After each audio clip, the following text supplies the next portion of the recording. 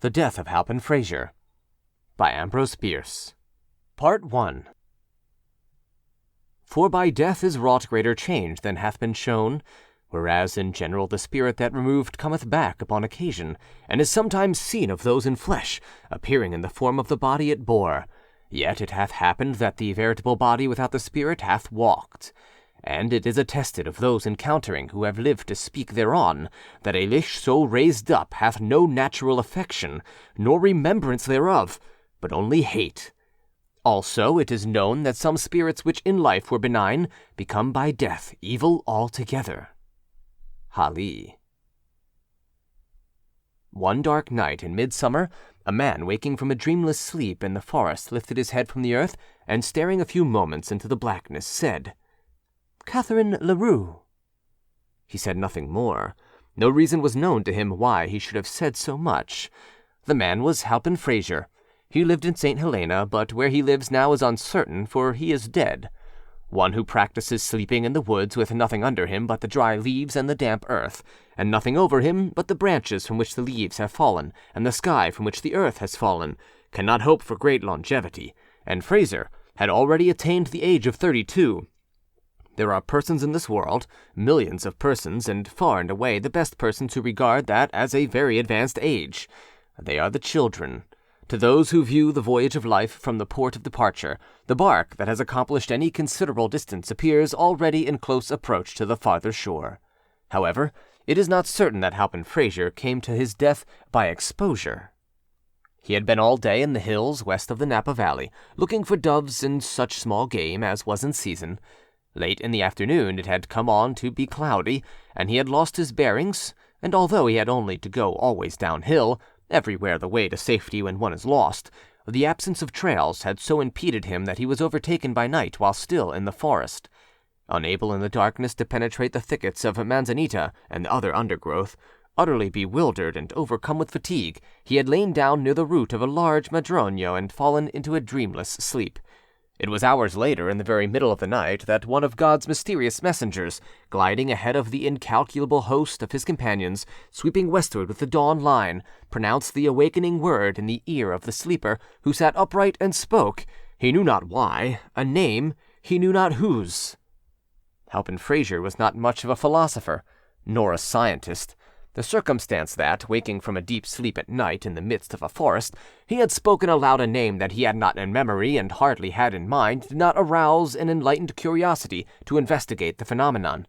He thought it odd, and with a little perfunctory shiver, as if in deference to a seasonal presumption that the night was chill, he lay down again and went to sleep.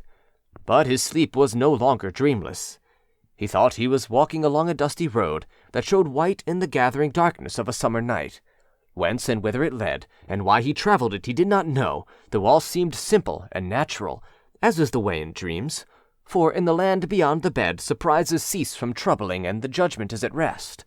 Soon as he came to a parting of the ways, leading from the highway was a road less travelled, having the appearance indeed of having been long abandoned, because he thought it led to something evil. Yet he turned into it without hesitation, impelled by some imperious necessity. As he pressed forward, he became conscious that his way was haunted by invisible existences, whom he could not definitely figure to his mind. From among the trees on either side he caught broken and incoherent whispers in a strange tongue, which yet he partly understood. They seemed to him fragmentary utterances of a monstrous conspiracy against his body and soul.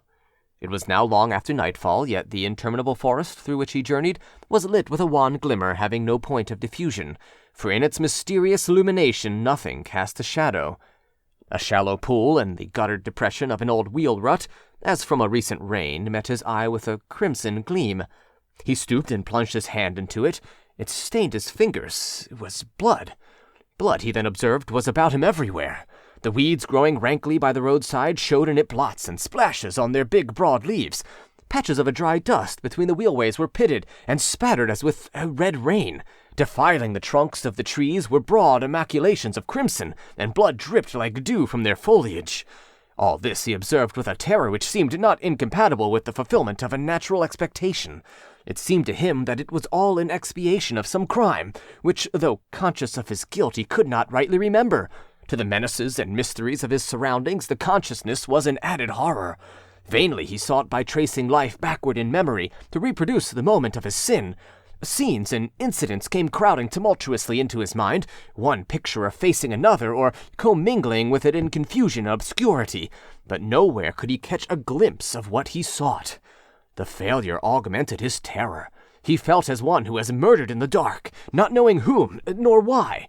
So frightful was the situation, the mysterious light burned with so silent and awful a menace, the noxious plants, the trees that by common consent are invested with a melancholy or baleful character, so openly in his sight conspired against his peace.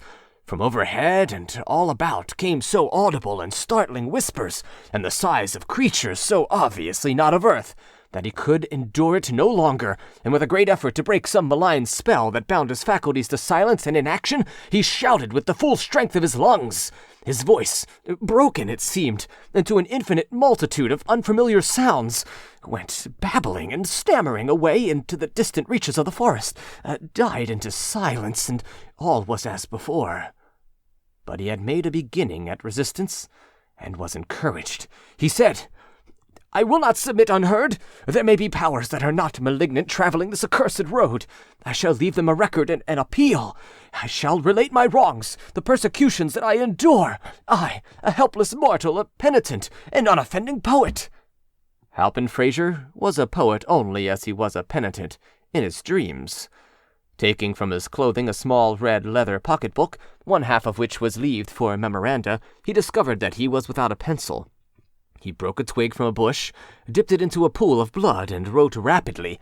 He had hardly touched the paper with the point of his twig when a low, wild peal of laughter broke out at a measureless distance away, and growing even louder, seemed approaching even nearer, a soulless, heartless, and unjoyous laugh, like that of the loon, solitary by the lakeside at midnight, a laugh which culminated in an unearthly shout close at hand, then died away by slow gradations, as if the accursed being that uttered it had withdrawn over the verge of the world whence it had come. But the man felt that this was not so, that it was nearby and had not moved. A strange sensation began slowly to take possession of his body and his mind. He could not have said which, if any, of his senses was affected. He felt it rather as a consciousness, a mysterious mental assurance of some overpowering presence, some supernatural malevolence different in kind from the invisible existences that swarmed about him and superior to them in power. He knew that it had uttered that hideous laugh, and now it seemed to be approaching him from what direction he did not know and dared not conjecture. All his former fears were forgotten or merged in the gigantic terror that now held him in the thrall. Apart from that, he had but one thought: to complete his written appeal to the benign powers who, traversing the haunted wood, might sometime rescue him if he should be denied the blessing of annihilation. He wrote with terrible rapidity, the twig in his fingers rilling blood without renewal, but in the middle of a sentence his hand denied their service to his will, his arms fell to his sides, the book to the earth, and powerless to move or cry out, he found himself staring into the sharply drawn face and blank, dead eyes of his own mother, standing white and silent in the garments of the grave. Part 2. In his youth, Halpin Frayser had lived with his parents in Nashville, Tennessee. The Fraysers were well-to-do, having a good position in such society as had survived the wreck wrought by civil war. The children had the social and educational opportunities of their time and place, and had responded to good associations and instruction with agreeable manners and cultivated minds. Halpin, being the youngest and not over-robust, was perhaps a trifle spoiled. He had the double disadvantage of a mother's assiduity and a father's neglect. Frayser's père was, what no Southern man of means is not, a politician. His country, or rather his section and state, made demands upon his time and attention so exacting that to those of his family he was compelled to turn an ear partly deafened by the thunder of the political captains and the shouting, his own included. Young Halpin was of a dreamy, indolent, and rather romantic turn, somewhat more addicted to literature than law, the profession to which he was bred. Among those of his relations who professed the modern faith of heredity, it was well understood that in him the character of the late Myron Bayne, a maternal great-grandfather, had revisited the glimpses of the moon, by which orb Bayne had in his lifetime been sufficiently affected to be a poet of no small colonial distinction. If not specially observed, it was observable that while a Frayser, who was not the proud possessor of a sumptuous copy of the ancestral poetical works, printed at the family expense, and long ago withdrawn from an inhospitable market, was a rare Frayser indeed, there was an illogical indisposition to honor the great deceased in the person of his spiritual successor. Halpin was pretty generally deprecated as an intellectual black sheep who was likely at any moment to disgrace the flock by bleating in meter. The Tennessee Fraysers were a practical folk, not practical in the popular sense of devotion to sordid pursuits, but having a robust contempt for any qualities unfitting a man for the wholesome vocation of politics. In justice to young Halpin, it should be said that while in him were pretty faithfully reproduced most of the mental and moral characteristics ascribed by history and family tradition to the famous colonial bard, his succession to the gift and faculty divine was purely inferential. Not only had he never been known to court the muse, but in truth he could not have written correctly a line of verse to save himself from the killer of the wise. Still, there was no knowing when the dormant faculty might wake and smite the lyre. In the meantime, the young man was rather a loose fish, anyhow. Between him and his mother was the most perfect sympathy, for secretly the lady was herself a devout disciple of the late and great Myron Bayne, though with the tact so generally and justly admired in her sex, despite the hardy calumniators who insist that it is essentially the same thing as cunning, she had always taken care to conceal her weakness from all eyes but those of him who shared it.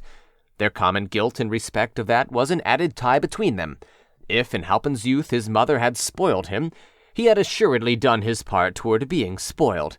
As he grew to such manhood as is attainable by a Southerner who does not care which way elections go, the attachment between him and his beautiful mother, whom from early childhood he had called Katy, became yearly stronger and more tender. In these two romantic natures was manifest in a single way that neglected phenomenon, that dominance of the sexual element in all the relations of life, strengthening, softening, and beautifying even those of consanguinity. The two were nearly inseparable, and by strangers observing their manner were not infrequently mistaken for lovers.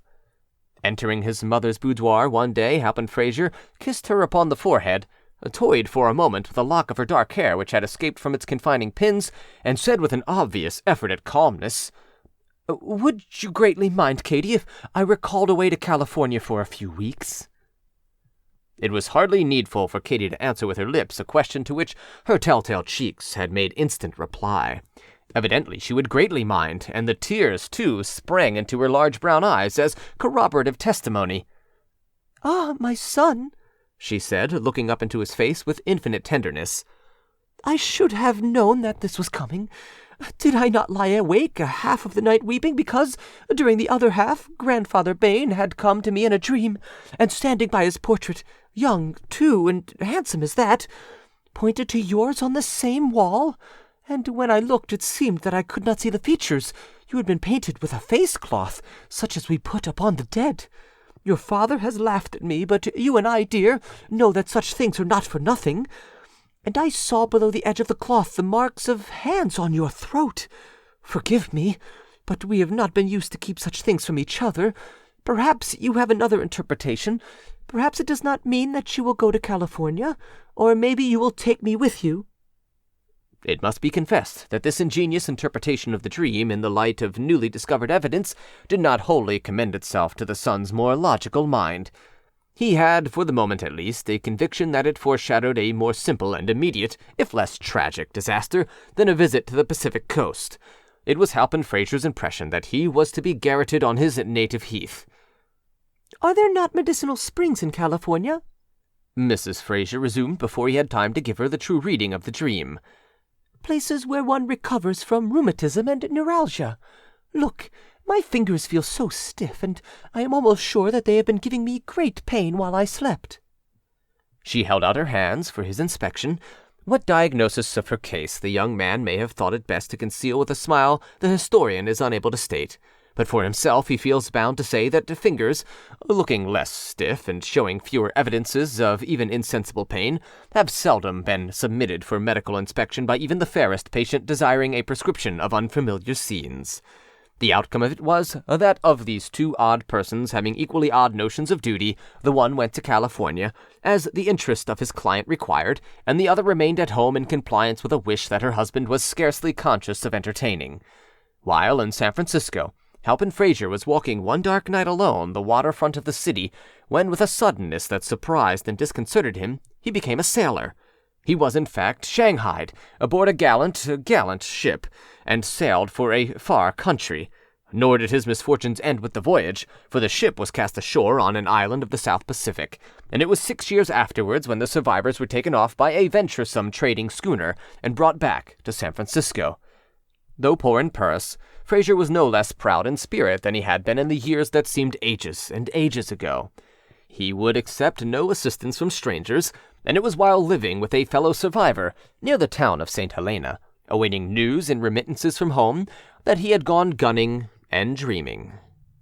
Part 3. The apparition confronting the dreamer in the haunted wood. The thing so like yet so unlike his mother was horrible. It stirred no love nor longing in his heart. It came unattended with pleasant memories of a golden past, inspired no sentiment of any kind. All the finer emotions were swallowed up in fear. He tried to turn and run from before it, but his legs were as lead. He was unable to lift his feet from the ground. His arms hung helpless at his sides. Of his eyes only he retained control, and these he dared not remove from the lusterless orbs of the apparition, which he knew was not a soul without a body, but that most dreadful of all existences infesting that haunted wood, a body without a soul. In its blank stare was neither love, nor pity, nor intelligence, nothing to which to address an appeal for mercy.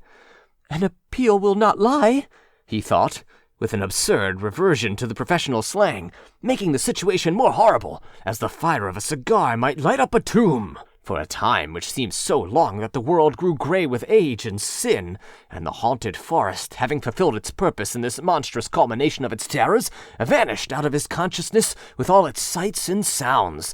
The apparition stood within a pace, regarding him with the mindless malevolence of a wild brute, then thrust its hands forward and sprang upon him with appalling ferocity.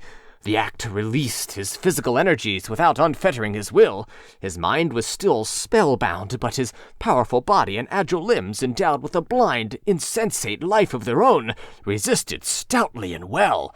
For an instant he seemed to see this unnatural contest between a dead intelligence and a breathing mechanism only as a spectator.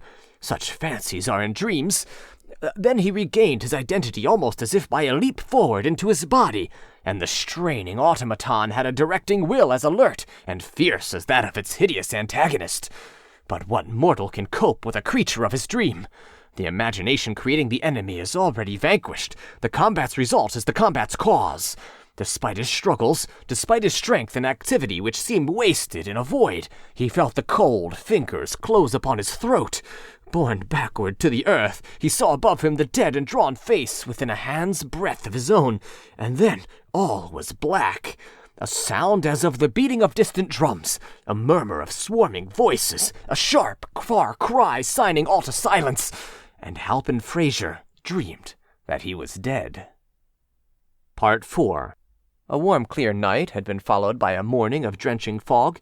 At about the middle of the afternoon of the preceding day, a little whiff of light vapor, a mere thickening of the atmosphere, the ghost of a cloud, had been observed clinging to the western side of Mount St. Helena, away up along the barren altitudes near the summit. It was so thin, so diaphanous, so like a fancy made visible that one would have said, "Look quickly, in a moment it will be gone." In a moment it was visibly larger and denser. While with one edge it clung to the mountain, with the other it reached farther and farther out into the air above the lower slopes. At the same time it extended itself to north and south, joining small patches of mist that appeared to come out of the mountainside on exactly the same level, with an intelligent design to be absorbed. And so it grew and grew until the summit was shut out of view from the valley, and over the valley itself was an ever-extending canopy, opaque and gray. At Calistoga, which lies near the head of the valley and the foot of the mountain, there were a starless night and a sunless morning. The fog, sinking into the valley, had reached southward, swallowing up ranch after ranch, until it had blotted out the town of St. Helena 9 miles away. The dust in the road was laid. Trees were adrip with moisture. Birds sat silent in their coverts. The morning light was wan and ghastly, with neither color nor fire. 2 men left the town of St. Helena at the first glimmer of dawn and walked along the road northward up the valley towards Calistoga. They carried guns on their shoulders, yet no one having knowledge of such matters could have mistaken them for hunters of bird or beast. They were a deputy sheriff from Napa and a detective from San Francisco, Holker and Jarlson, respectively. Their business was man-hunting. "How far is it?" inquired Holker as they strode along, their feet stirring white the dust beneath the damp surface of the road. "The White Church. Only a half-mile further," the other answered. "By the way," he added, "it is neither white nor a church. It is an abandoned schoolhouse, grey with age and neglect. Religious services were once held in it, when it was white, and there is a graveyard that would delight a poet. Can you guess why I sent for you and told you to come healed?" "Oh, I have never bothered you about things of that kind. I've always found you communicative when the time came. But if I may hazard a guess, you want me to help you arrest one of the corpses in the graveyard." "You remember Branscombe?" said Jarlson, treating his companion's wit with the inattention that it deserved. "The chap who cut his wife's throat? I ought. I wasted a week's work on him and had my expenses for my trouble. There is a reward of $500, but none of us ever got a sight of him. You don't mean to say—" "Yes, I do. He has been under the noses of you fellows all the time. He comes by night to the old graveyard at the White Church." "The devil! That's where they buried his wife." "Well, you fellows might have had sense enough to suspect that he would return to her grave sometime." "The very last place that anyone would have expected him to return to." "But you had exhausted all the other places. Learning your failure at them, I laid for him there." "And you found him?"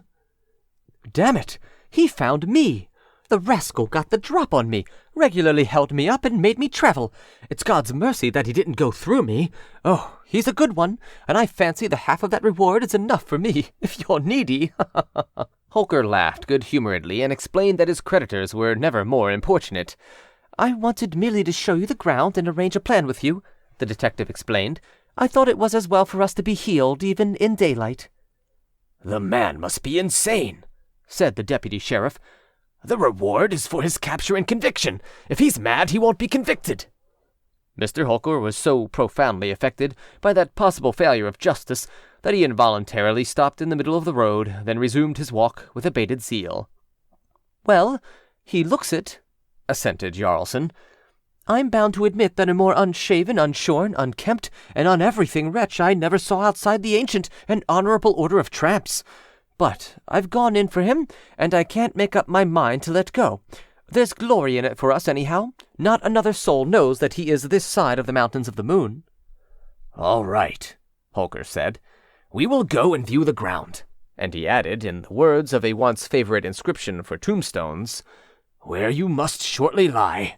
I mean, if old Branscombe ever gets tired of you and your impertinent intrusion.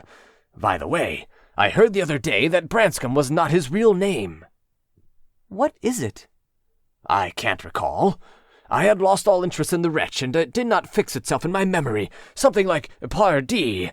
The woman whose throat he had the bad taste to cut was a widow when he met her. She had come to California to look up some relatives. There are persons who will do that sometimes, but you know all that." "Naturally." "But not knowing the right name, by what happy inspiration did you find the right grave? The man who told me what the name was said it had been cut on the headboard." "I don't know the right grave."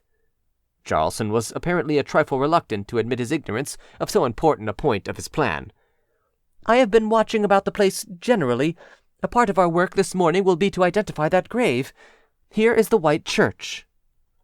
For a long distance the road had been bordered by fields on both sides, but now on the left there was a forest of oaks, madroños, and gigantic spruces whose lower parts could only be seen, dim and ghostly in the fog.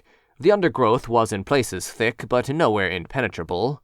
For some moments Holker saw nothing of the building, but as they turned into the woods it revealed itself, in faint grey outline through the fog, looking huge and far away. A few steps more, and it was within an arm's length, distinct, dark, with moisture, and insignificant in size. It had the usual country schoolhouse form, belonged to the packaging box order of architecture, had an underpinning of stones, a moss-grown roof, and blank window spaces whence both glass and sash had long departed. It was ruined, but not a ruin. a typical Californian substitute for what are known to be guidebookers abroad as monuments of the past. With scarcely a glance at this uninteresting structure, Jarlson moved on into the dripping undergrowth beyond. "I will show you where he held me up," he said. "This is the graveyard." Here and there among the bushes were small enclosures containing graves, sometimes no more than one. They were recognized as graves by the discolored stones or rotting boards at head and foot, leaning at all angles, some prostrate, by the ruined picket fences surrounding them, or infrequently by the mound itself showing its gravel through the fallen leaves. In many instances nothing marked the spot where lay the vestiges of some poor mortal, who, leaving a large circle of sorrowing friends, had been left by them in turn, except a depression in the earth more lasting than that in the spirits of the mourners. The paths, if any paths had been, were long obliterated. Trees of a considerable size had been permitted to grow up from the graves and thrust aside with root or branch the enclosing fences. Over all was that air of abandonment and decay which seems nowhere so fit and significant as in a village of the forgotten dead. As the two men, Jarlson leading, pushed their way through the growth of young trees, that enterprising man suddenly stopped and brought up his shotgun to the height of his breast, uttered a low note of warning, and stood motionless, his eyes fixed upon something ahead. As well as he could, obstructed by brush, his companion, though seeing nothing, imitated the posture and so stood, prepared for what might ensue. A moment later, Jarlson moved cautiously forward, the other following. Under the branches of an enormous spruce lay the dead body of a man. Standing silent above it, they noted such particulars as first strike the attention: the face, the attitude, the clothing. Whatever most promptly and plainly answers the unspoken question of a sympathetic curiosity. The body lay upon its back, the legs wide apart. One arm was thrust upward, the other outward, but the latter was bent acutely, and the hand was near the throat. Both hands were tightly clenched. The whole attitude was that of desperate but ineffectual resistance to— what? Nearby lay a shotgun and a game bag, through the meshes of which was seen the plumage of shot birds. All about were evidences of a furious struggle. Small sprouts of poison oak were bent and denuded of leaf and bark. Dead and rotting leaves had been pushed into heaps and ridges on both sides of the legs by the action of other feet than theirs. Alongside the hips were unmistakable impressions of human knees. The nature of the struggle was made clear by a glance at the dead man's throat and face. While breast and hands were white, those were purple, almost black. The shoulders lay upon a low mound, and the head was turned back at an angle otherwise impossible, the expanded eyes staring blankly backward in a direction opposite to that of the feet. From the froth filling the open mouth, the tongue protruded, black and swollen. The throat showed horrible contusions, not mere finger marks, but bruises and lacerations wrought by two strong hands that must have buried themselves in the yielding flesh, maintaining their terrible grasp until long after death. Breast, throat, face were wet. The clothing was saturated. Drops of water, condensed from the fog, studded the hair and mustache. All this the two men observed without speaking, almost at a glance. Then Holker said, "Poor devil! He had a rough deal." Jarlson was making a vigilant circumspection of the forest, his shotgun held in both hands and at full cock, his finger upon the trigger. "The work of a maniac," he said, without withdrawing his eyes from the enclosing wood. "It was done by Branscombe, Pardee." Something half hidden by the disturbed leaves on the earth caught Holker's attention. It was a red leather pocket-book. He picked it up and opened it. It contained leaves of white paper for memoranda, and upon the first leaf was the name, Halpin Frayser. Written in red on several succeeding leaves, scrawled as if in haste and barely legible, were the following lines which Holker read aloud, while his companion continued scanning the dim gray confines of their narrow world, and hearing matter of apprehension in the drip of water from every burdened branch. "Enthralled by some mysterious spell I stood in the lit gloom of an enchanted wood. The cypress there and myrtle twined their boughs, significant in baleful brotherhood.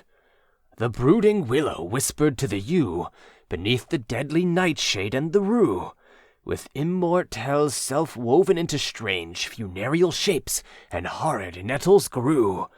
No song of bird, nor any drone of bees, nor light leaf lifted by the wholesome breeze, The air was stagnant all, and silence was a living thing that breathed among the trees. Conspiring spirits whispered in the gloom, half heard the stilly secrets of the tomb. With blood the trees were all adrip, the leaves shone in the witchlight with a ruddy bloom. I cried aloud, the spell unbroken still rested upon my spirit and my will. Unsouled, unhearted, hopeless and forlorn, I strove with monstrous presages of ill. At last, the viewless. Holker ceased reading. There was no more to read. The manuscript broke off in the middle of a line.